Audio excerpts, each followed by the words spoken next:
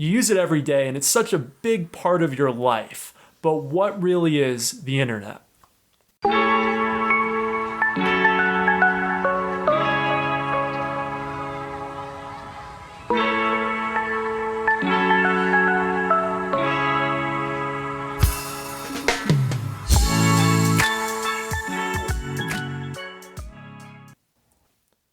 Welcome to Kopek Explains Software, the podcast where we make computing intelligible. Hi, Dave. Today, we have an interesting and important question, I think, which is, how does the internet work? Well, that's really a very large question. There's so many different components to it. So where do you want to start? I guess we can just start with a really brief history of the internet. Well, the internet actually got started as a government program. Actually, it was part of the Defense Department. The Defense Department sponsored an advanced research network called the ARPANET, and that got started in the late 1960s, early 1970s. And they actually got a lot of universities involved, and a lot of universities connected to one another to exchange research materials primarily. And so this went on for about 20 years. And then in 1990, the ARPANET, which was that Defense Department research network, started to become commercialized. And yes, Al Gore actually did have a part of it.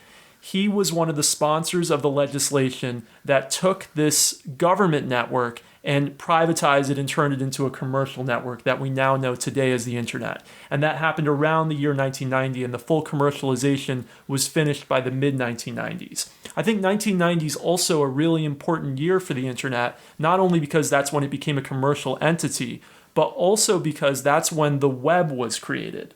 Now, I want to really be clear that the web and the internet are not the same thing. Mm-hmm. The web is one part of the internet. The internet is a much larger set of different protocols, and we'll talk today about what protocols are, and a set of different technologies, and the web is just one part of it. Mm-hmm. And so it's kind of like when you talk about a tree is part of a forest, right? But a tree is not a forest. Mm-hmm. So the web happens to be the most important part of the internet. It's the part we use by far the most. And it's also the part that really caused it to become popular. So it's no coincidence that the World Wide Web came out in 1990, and then a few years later, the internet really took off and became something that people were connecting to from their homes. It was really the protocol and the application that really excited people and took the internet to the level that we know of today. So I've heard you describe the internet as a networking technology in the past. Can you talk a little bit about that? All that networking means is how do computers talk to one another. Okay. So how is it that we take data from one computer and get it to another computer? So you can have a local network. You can have a network just in your home between just a few different computers, and they can talk to one another, and that's networking. And you can, of course, also have a global network like the internet that allows any computer connected to it to talk to any computer anywhere else on the network.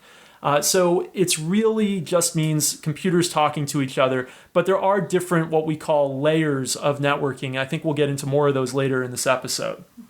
So if I have to visualize the internet as a whole, there's different components of it and different parts, and really it's about different technologies and computers communicating with one another and sending each other information. Is that correct? Yeah, and they send that information in what we call packets. So packets are little chunks of information that have a place that they started from and a place that they're going to. Mm-hmm. And they're not usually all the information that you want to communicate at any given time. They're usually just little chunks that can be transmitted efficiently across the network. And so, for example, let's say you want to send somebody a text document that is 64 kilobytes, right? Well, sending the whole 64 kilobytes at once could actually be problematic in terms of causing congestion. So what we might want to do is chop it up into littler bits, and maybe arbitrarily we say for now that they're 1 kilobyte each. And so we send 64 1 kilobyte packets across the network, and then we might reassemble them back on the other side to create the 64 kilobyte document. So packets are little chunks of information that we send across the network. And what the internet is constantly doing is sending those packets and correctly guiding them through all the different computers along the network till they get to their destination. The way you're describing it is like it's a physical thing of like this packet of information. Well, there is real physical devices, of course. So the type of devices that we're thinking about usually are the end computers. So that's going to be usually a client or a server, a client being something that requests information and a server being something that provides information. But there's also what's called peer-to-peer protocols, and that's where we really just have clients. So we just have the end computer user and the other end computer user talking directly to one another. But we have clients and servers, so those are like the major computers on the network that are communicating with one another. And then we also have routers, we also have links, we also have switches, and these are basically hardware devices that are responsible for causing the packets to navigate correctly to the next point in the network that gets them closer to their destination. Mm-hmm. So they're kind of like guideposts saying, okay, you're here right now, I'm going to direct you this way so you get to the next guidepost before you get to the destination, whether that destination be a server or a client. So all the time, it's all about routing. We have all these packets coming through and we need to make sure they're going in a direction that's eventually going to get them to the place that they want to go efficiently. And we don't always route things perfectly. Sometimes, let's say I'm communicating here from Vermont and I want to get a packet out to Florida. I don't always go directly down the eastern seaboard in the most efficient way from Vermont to Florida. I might sometimes navigate that packet over to Chicago first, or maybe up to Canada before it gets down to Florida. The reason for that can be many, but actually it's a very hard problem to perfectly route something through many possible stops along the way to its destination. So we don't always do a perfect job. We use heuristics to try to get pretty close to doing a perfect job, but all kinds of things can come up in the meantime, and we still need it to be reliable. I'll tell you what some of those things are. Maybe there's a power outage somewhere along the way. Maybe there's just a lot of traffic. So maybe there's so much traffic going on in New York that when my packet gets down in New York, it actually gets lost in the shuffle because there's so much traffic that it can't keep up with the amount of traffic going through, maybe some router in New York. So there can be all kinds of problems that happen. We don't necessarily go the right direction always to get as efficiently as possible to the destination, and yet it still works amazingly reliably, right? The internet is incredibly reliable. There's a lot of robustness built in. There's a lot of parity checking built in, and there's a lot of really great engineering that went into the original protocols that has really made them stand the test of time. Here we are 30 years since the internet's been commercialized, and we're still really running a lot of the same protocols as we were 30 years ago. Can packets ever wind up in the, like, say they are a text document and you're sending the a certain size of one, can they wind up in the wrong order where then the sentences that you wrote are out of order? Absolutely, and that actually happens all the time. So typically the packets will not, if there's a lot of them, they'll not all arrive in the right order. And it's the responsibility of one of the protocols, we'll get into the different protocols a little bit later, to actually take them and reassemble them and put them back into the right order. So for example, let's say I was sending you 5 packets, and they originally were in a very specific order, so they were numbered 1 through 5.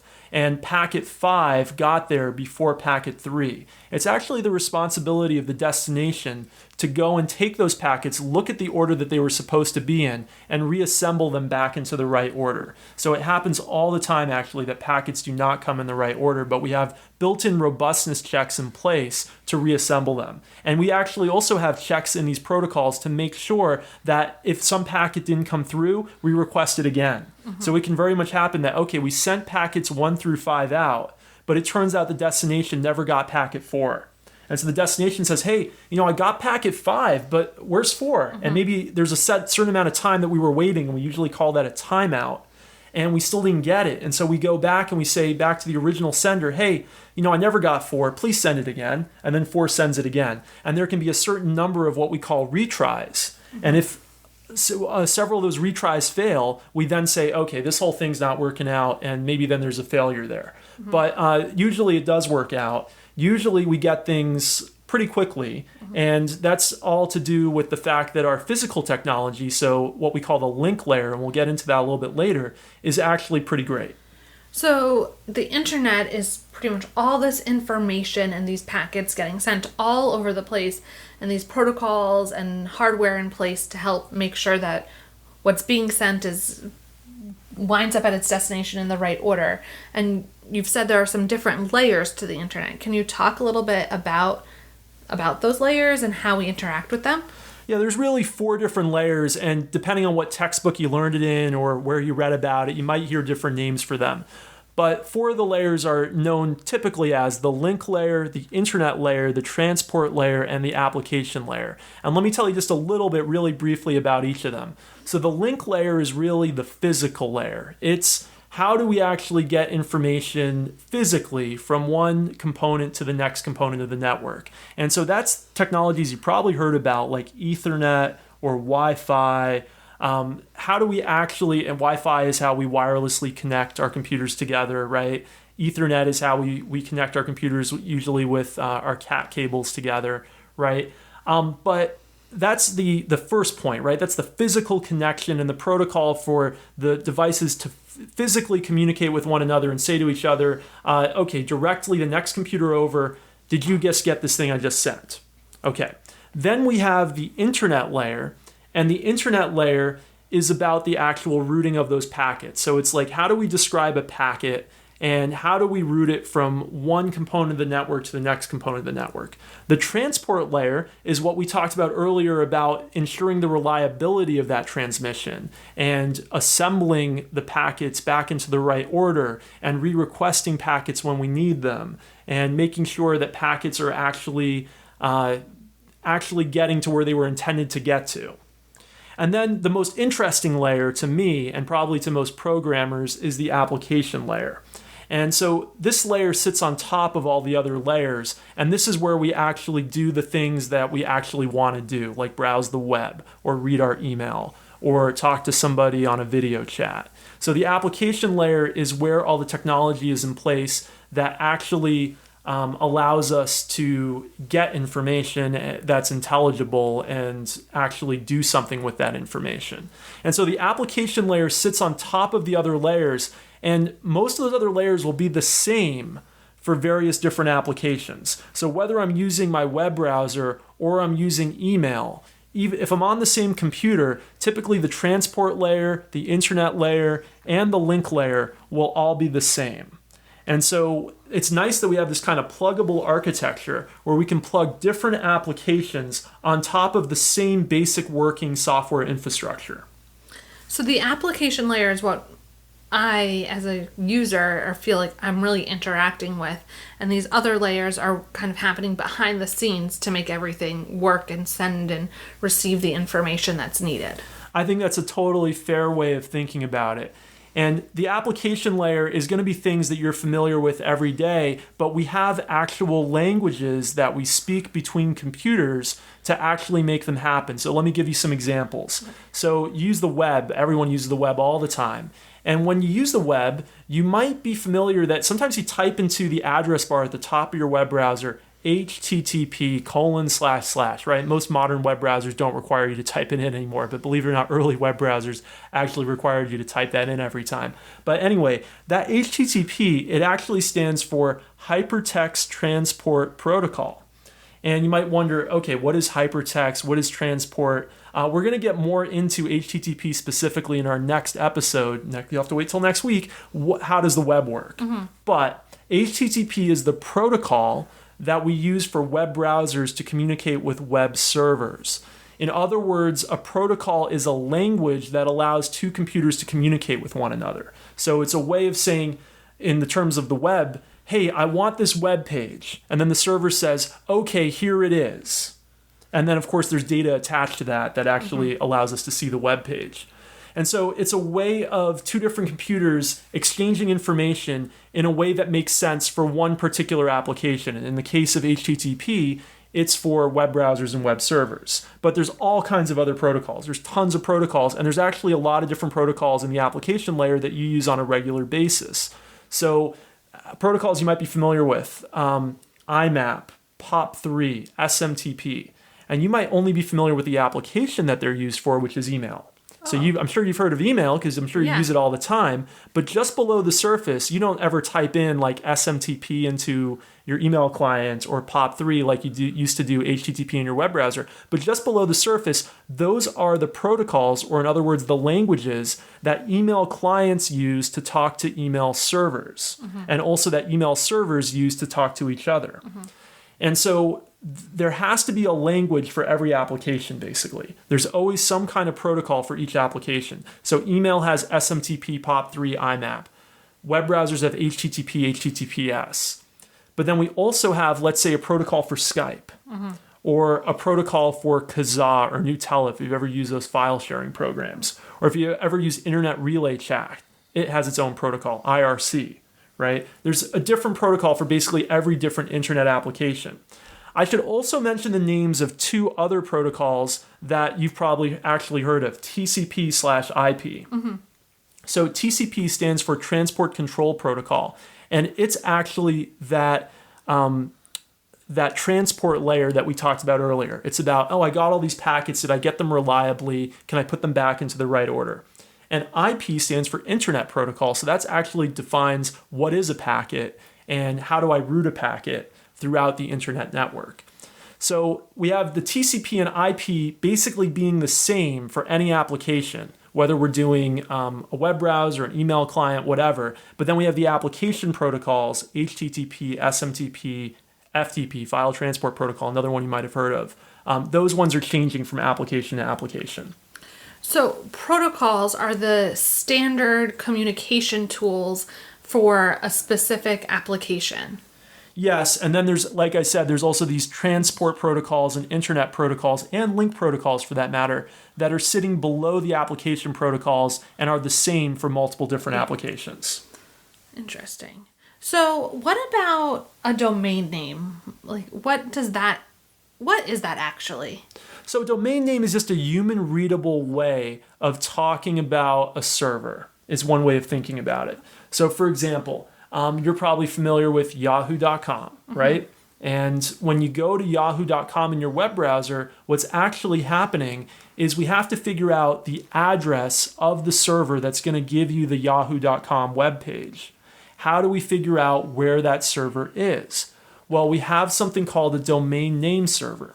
And what a domain name server does is it maps human readable names like yahoo.com to what are called IP addresses. And so that stands for Internet Protocol Address. And every computer on the internet has its own Internet Protocol address. You've probably seen them before. They usually are 4 numbers separated by 3 periods. So something like 192.168.1.1, something like that. And there's a newer Internet protocol called IP version 6, and it has much, much longer set of characters to represent each address. Because what actually happened is we're actually running out of Internet Protocol addresses, believe it or not. We have so many devices connected to the internet that we've actually used up the address space, and we have all kinds of ways of mitigating that, such as changing the Internet Protocol address between the switch that's at the end of your neighborhood and the one that's used internally within your house and such. But the fact of the matter is we needed a newer set of addresses so we'd have a much bigger address space, and so we're slowly moving over from IP version 4 to IP version 6. But I went on a bit of a tangent there. Anyway, so the reason for domain name servers is that it would be very hard for you to remember that IP address. Let's say the IP address is 255.64.8.36, right? That would be hard to remember, right? But remembering yahoo.com, that's not that hard to remember, right? And so we have these servers that go and figure out what is the IP address for us so we don't have to type it in every time. And So that's it's what a like DNS where server they does. actually are on the internet. Right, the IP address is like, where is it actually? And that's how the Internet Protocol actually routes, is by going from one IP address to another IP address. But so what a domain name server has on it basically is a giant table. You can think about it as a giant table with 2 columns. One column is the domain name. So that's going to be like yahoo.com, harvard.edu, usa.gov, whatever, the domain name. And then the second column is the IP address that is, let's say, the main server for that domain name. That then might further route it another way. Okay, but there has to be some initial place that we send the packet to, and then it gets routed again within the local network of yahoo.com or harvard.edu or whatever.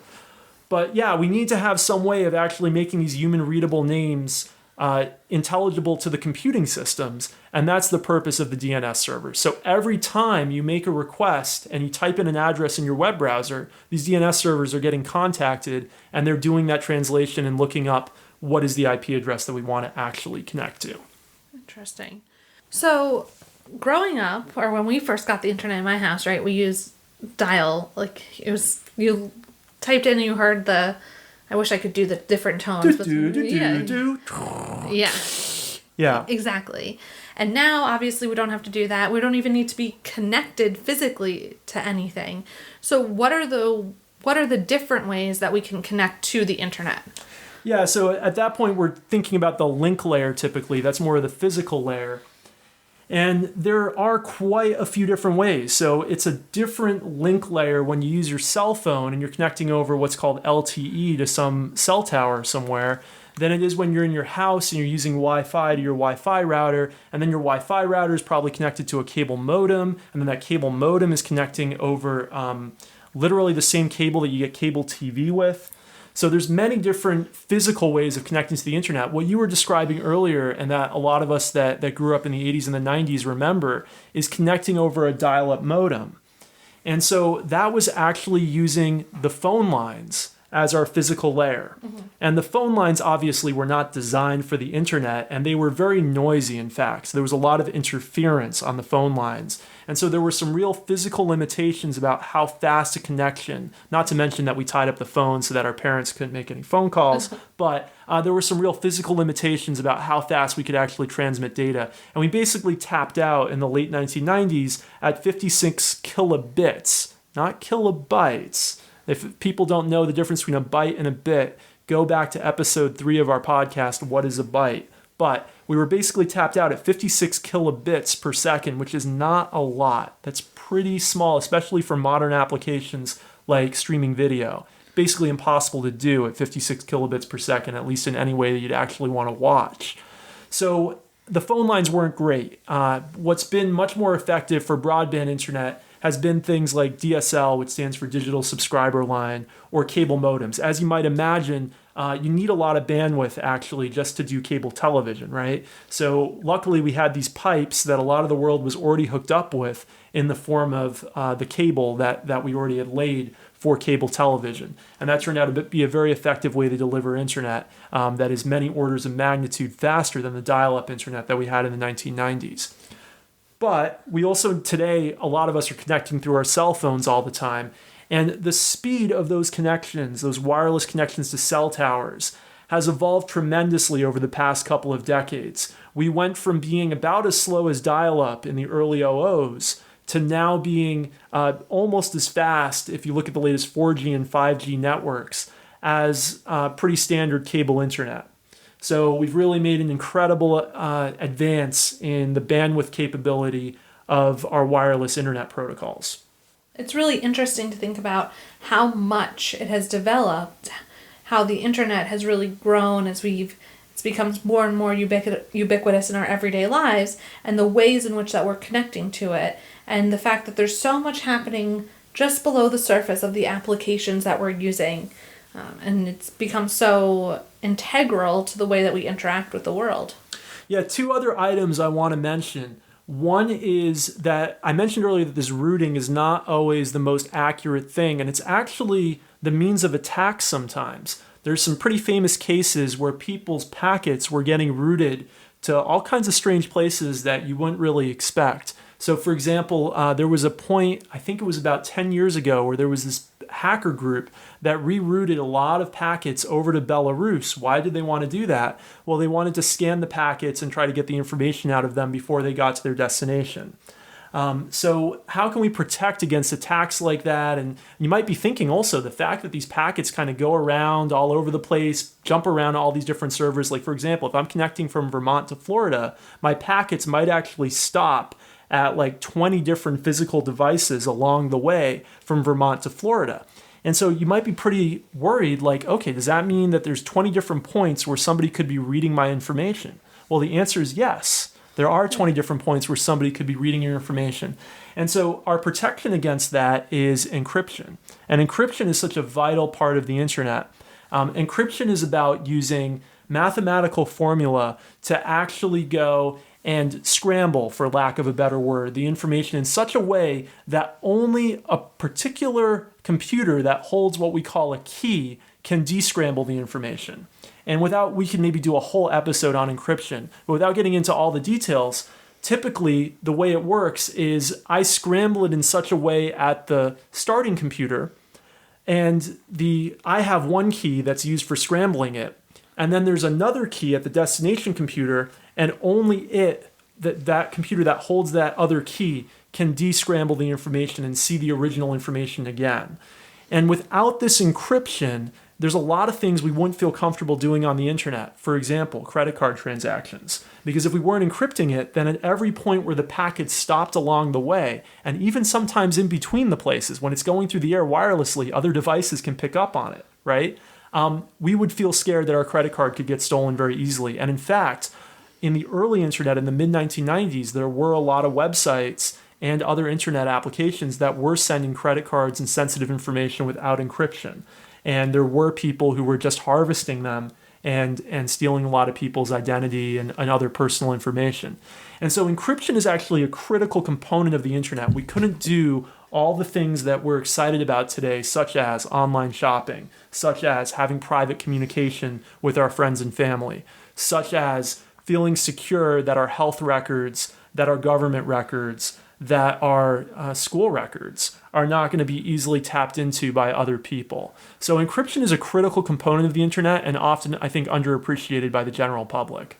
Yeah, I mean, thinking about all the data that we send nowadays back and forth between different services and all the different places we're logging onto, it is so important that our data is kept secure. And I think you're right. That's not something we always think about. Where it could go wrong and how much infrastructure is built in to make sure that it's not. Yeah, so encryption, even though it's not one of the official layers, it's not the link layer, the internet layer, the transport layer, it is sometimes part of the application layer. A lot of the application protocols specifically say, oh, all the data has to be encrypted in this way. It's still an enabling technology of the internet and one that we really, really, really need. And so there's a lot of talk in the country, actually, and in the wider world too, about whether or not governments should be able to break into encrypted systems. I don't want to get into a political discussion, but the danger is that if one actor, let's say, whether it be the government or a criminal or somebody else, has the ability to break into these encrypted systems, well, then other people are probably going to find that way in as well. And so we want to be really careful about what we wish for. There's a real balance to be struck there. But I'm not actually sure there's that much of a balance because the problem is this technology exists. It's been out there for a long time. And if we just stop regular people from having fully encrypted servers, the criminals will still have full access to the technology. The technology doesn't cost anything. There's open source implementations of just about every valuable encryption protocol. And so criminals are never not going to have access to encryption. But if we then go and hinder the encryption on regular applications like our banking applications or our messaging applications, all that means is that regular people can now maybe get attacked by criminals too because they'll find ways in those backdoors too. And the criminals will keep encrypting their own information because you can't take the genie out of the bottle. These technologies are there and freely available. Even if you outlawed them, it wouldn't stop people who are already doing illegal things from using them because it's as easy as downloading a piece of software to use them. Well, that's a little bit of a scary thought to end on, but I think an important one to keep in mind and for us to understand in these discussions that we're and news stories that we hear about encryption of what's at stake. Yeah, there's a lot at stake. But it's really been wonderful too, because how could we be doing all these things we enjoy doing without it?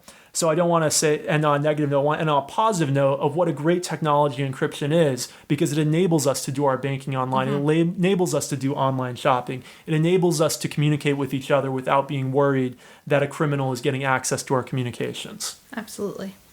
All right. Well, it's been great talking to you about the internet, and we're going to kind of follow on this topic next week with what? How does the web work? Right. Looking forward to that. Okay. Well, thanks for listening. Have a good week, and we'll talk to you soon. Also, don't forget to subscribe to us on your podcast player of choice and leave us a review on Apple Podcasts, Overcast, Spotify, wherever you listen to podcasts. It really helps out with the show. Thanks.